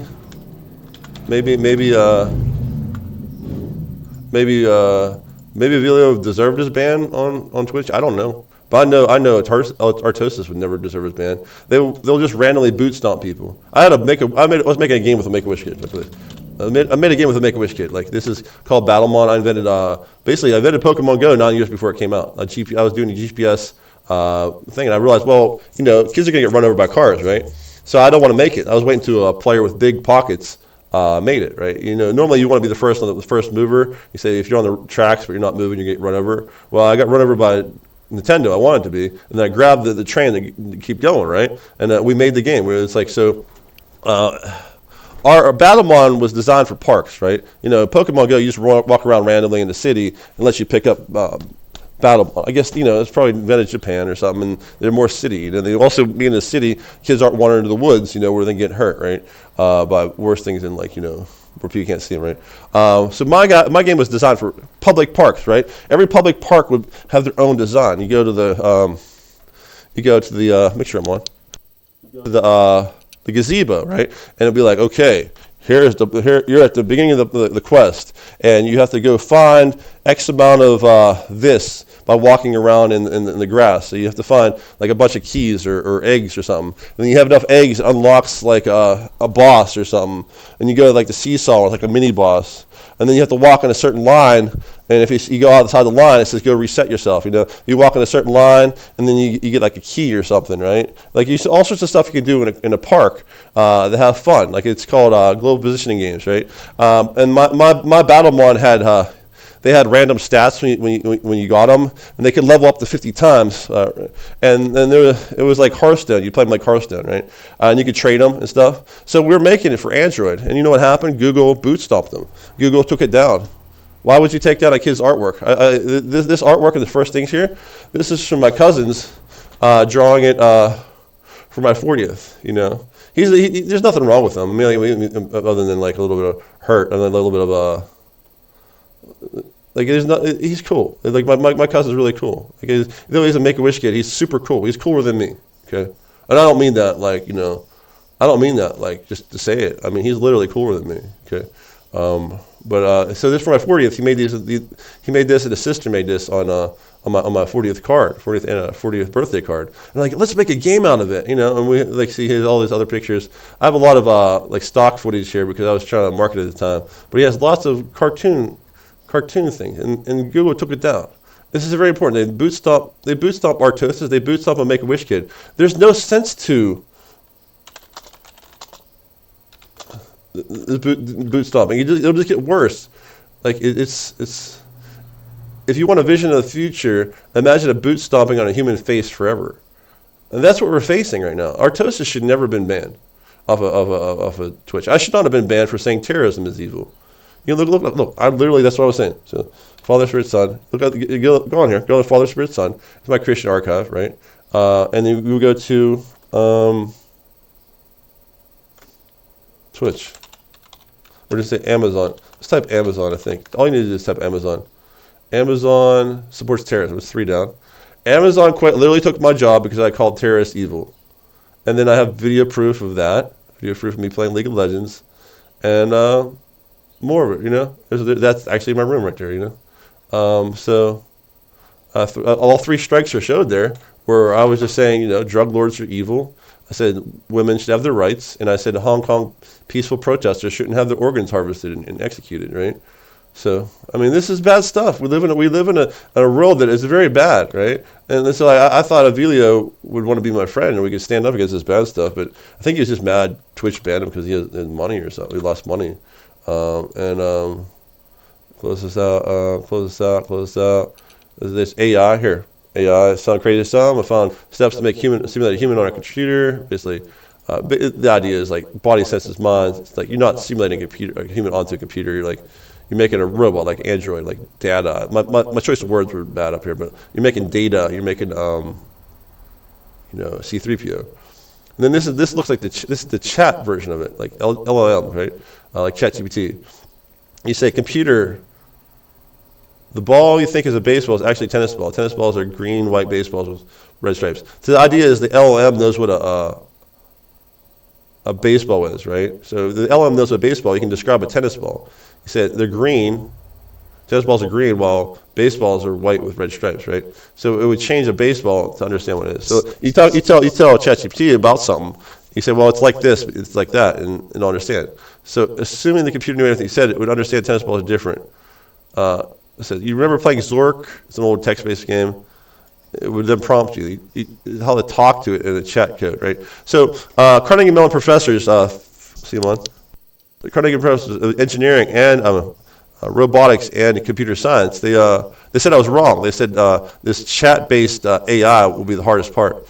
But I also have physics-based modeling, you know. So that's LM, large language model, and I have a physics-based model.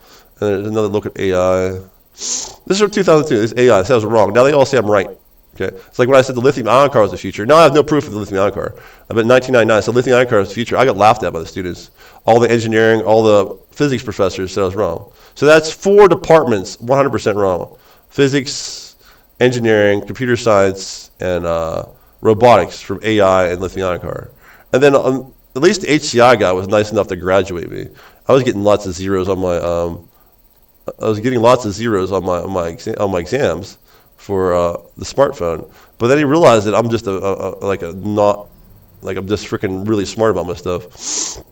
And he realized that I was inventing the smartphone. Like I gave 3 times as many ideas to the entire class, you know. So there's more stuff about the smartphone here, and it's signed off, right? Just signed off. And this is the WEF. These are the WEF people here. Klaus Schwab had Joe Biden bribed. Okay. And he's mad that Hitler lost the war. You can look at this on the World Economic Forum on YouTube. Just look up World Economic Forum. Says Joe Biden will boost multilateralism. It'll chill you. He says he used COVID to control the world. You know, that's bad. That's bad. And then if you know, Putin and Biden are WEF. Putin's WEF, Biden's WEF, Zelensky's WEF. So if Putin, Biden, and Zelensky are WEF and they fought a war against each other, but they're all buddies, then they killed their own people just to take our money in the United States, right? So the censorship stuff, this government demands, this surveillance state is really bad. Say no to Apple, Steve Jobs for Tim Cook. So like Apple was turning people into the governments in the United Kingdom. For stuff they said on their phone, like in their kitchen, in their bedrooms, Apple was turning people into the government. Apple fought against free speech parlor. Apple took down free speech parlor. Apple said free speech is for Nazis, right? Free speech is for Nazis is something a Nazi would say. We gotta get rid of all free speech that empowers Nazism. That's like the biggest Nazis thing ever. Like, you know, we don't got free speech. You have to know your enemy. And Avilo, I'm not your enemy, dude. Dude, you're my friend, dude. I'm your friend, dude. Well, I'll try to be a fan, try to be a friend. You call me a liar, so I'm looking for that apology. Don't want to be your 2v2 partner. I'm sorry, I'm ridiculously smart. I hope no one's jealous. I'm not looking to that. I'm just looking to fight for your rights, dude. I'm trying to stand for Avilo. Believe it or not, I was trying to stand for your rights. I was trying to stand for RTS rights, you know. I designed the smartphone deliberately to fight against the surveillance state, so this type of stuff wouldn't happen. In 2000, imagine in 2000, there's a guy who's thinking ahead for you. I could have sued Apple, Google, got a couple million, couple hundred million, couple billion, anytime in the last 20 years. But I waited till Google was censoring people that spoke out against the vax, you know, scientists. Google was censoring scientists and said the vax was deadly. You can't push your data here. That goes against the narrative. Apple, like I said, turning people in the government. They don't pay the people who work for them. People were finding out Apple's the very 1984 they stood against. Now, here's some more stuff I did. You know, number one, all these games. I beat Ninja Gaiden 1 and 2. You know, also, I got 30 lives in Contra without using the code. That's a cool one. Try and do that. It's kind of cool. And we'll end with the Apple commercial. This is very important. This is very, very important. Apple 1984. Apple was branded on the very fact that they would stand against this. But you getting banned on Twitch, Artosis getting banned on Twitch, Avilo, and then them holding up a terrorist, you know, keeping a terrorist on. It's because they're totalitarian. They're afraid of standing against totalitarianism. So let's watch the commercial. This is why people used to buy Apple. And this is why people are not buying Apple now, because Apple became the very thing they said they'd fight against.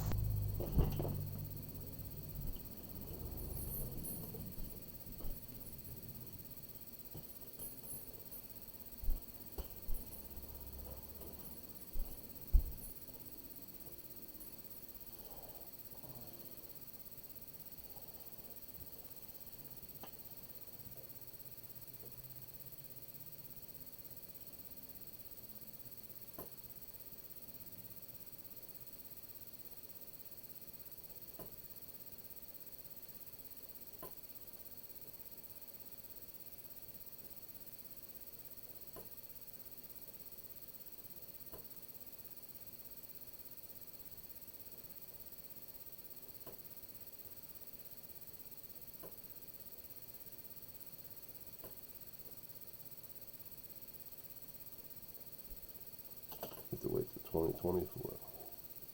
So, to conclude, let's get to the conclusion. And this is really awesome. We can't fight against each other. We, the people, cannot fight against each other. United we stand, divided we fall. You don't have to stand with me. Please don't stand against me. I know my stuff. I stand for freedom. I stand for love. I know the God upstairs is real. You know, love's the way, right? Atheism. What did atheism ever give us, right? You know, selfishness. You know, Jesus says to die to selfishness, live for other people. So I'm a freedom fighter because of Jesus.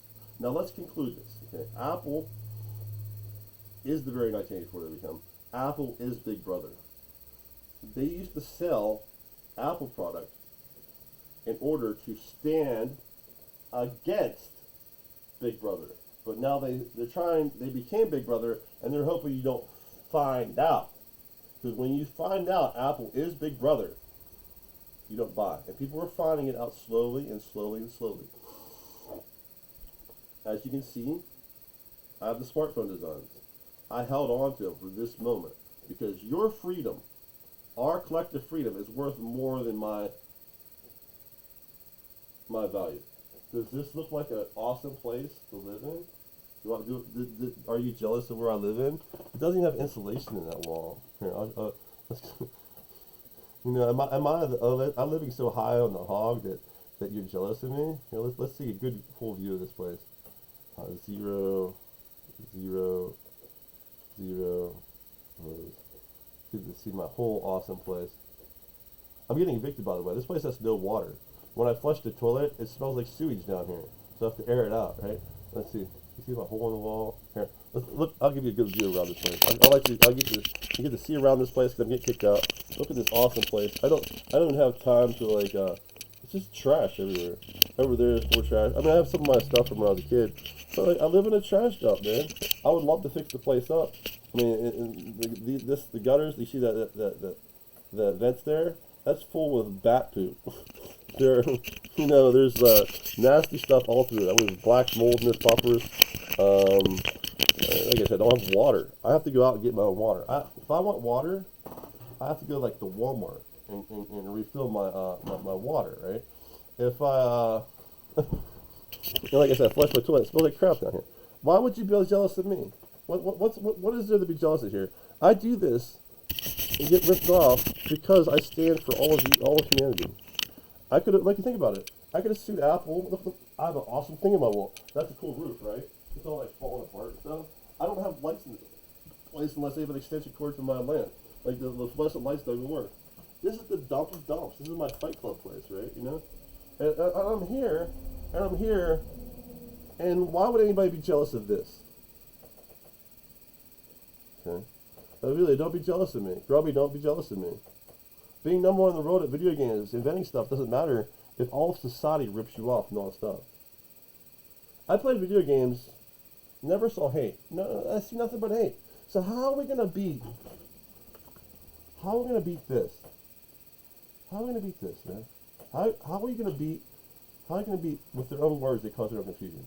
You know really how will we beat this? With their own words, they cause their own confusion, right? How do we beat that? When you fight against me, when the good guys fight against themselves, this is bigger. This is bigger than your paycheck, dude. Look at me. I could have sued Apple. Oh, I just showed. I just panned around my room, but no one saw what was in my room, right?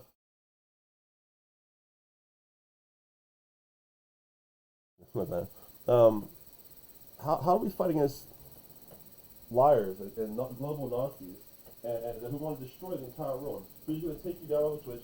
Yeah, you're down off of Twitch today. They're going to take you off of YouTube tomorrow, unless you attack the where it's coming from. Unless you understand the ideology of where it's coming from rich people who want to control you. Okay, these rich people want to control you, and they want to push hatred. They want to push. It's called isming. They push racism, sexism, religionism, and ageism. Old people. When they talk about generations, that was first. They said millennials were like something in Newsweek. They were trashing an entire generation of Newsweek. By categorizing you in the news as a generation, they divide and conquer. You know, Avilo, you're a StarCraft player. Grumpy, you're a Warcraft player. Artosis, you played a lot of stuff. You know that if you have 100 army versus 100 army, it can go either way. But if you have 100 army and you fight 10 groups of 10, you might not even have much casualty, right? So what they do is they divide us. They divide us in sex, race.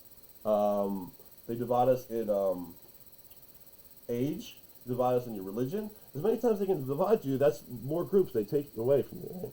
So they're pushing division. So knowing that they push division, why would you push your own self-division? I'm a gamer. Avilo should be, oh, that's awesome. Jim's a gamer. I like him.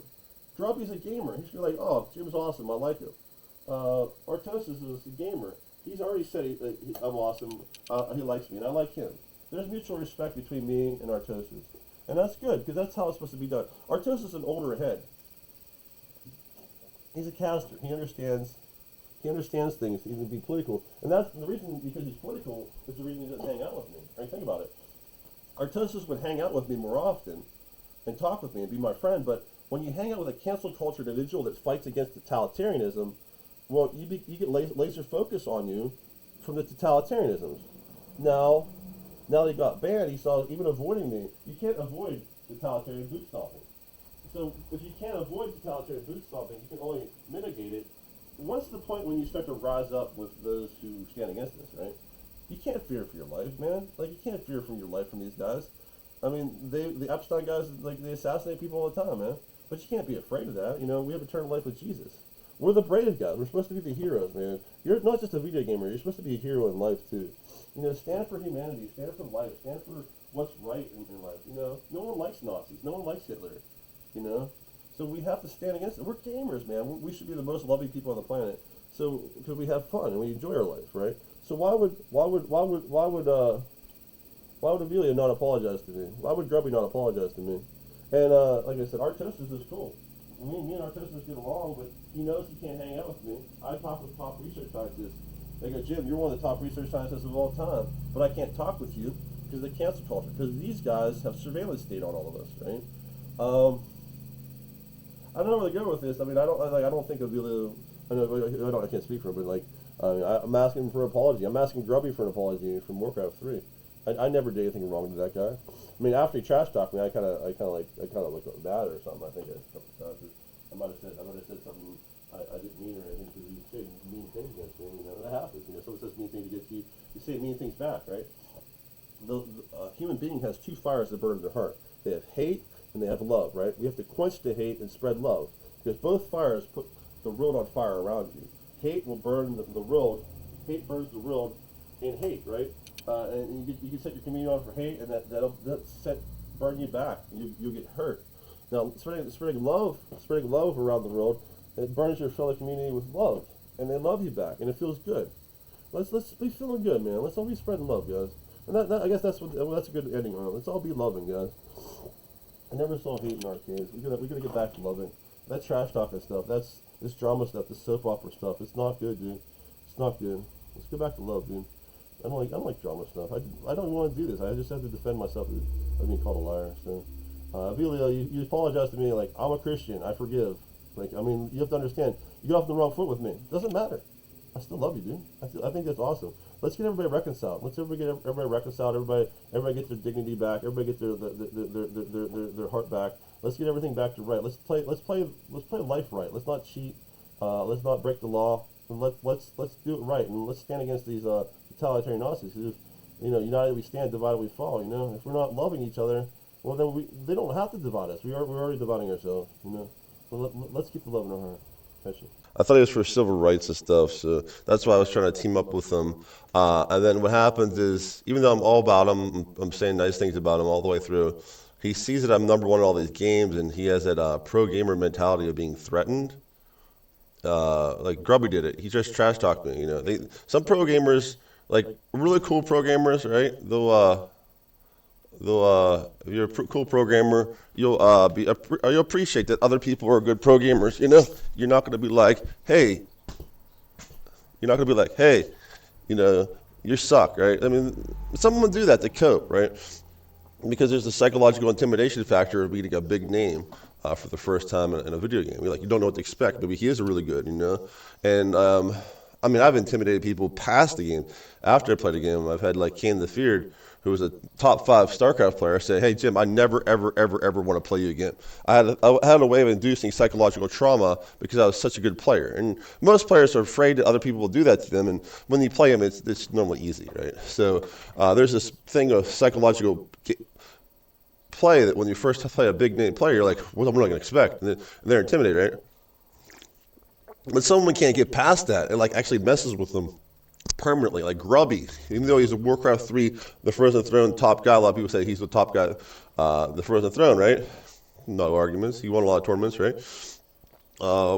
But he trash talked me because I was number 1 in the world at here. I'll bring up the archive.org. This is stuff that like you can't argue. It's history, right? Since I was number 1 in the world at Warcraft 3 before he showed up, the patch before Reign of Chaos, he was intimidated by me. He trash talked me and stuff. I'm like, dude, I don't even know you. Okay, I don't know who you are. Why would you be mean to me? And then I figured it out. These pro gamers, they actually intimidate. So you have a 92% win rate. You know, Wayne Gretzky had what? 70%. Jordan had 66%. I have 92%. Right? It's just different level, a different game, obviously too, different competition. But the idea is these pro gamers get very intimidated, and they can't get past it. Like psychologically screws them up, right?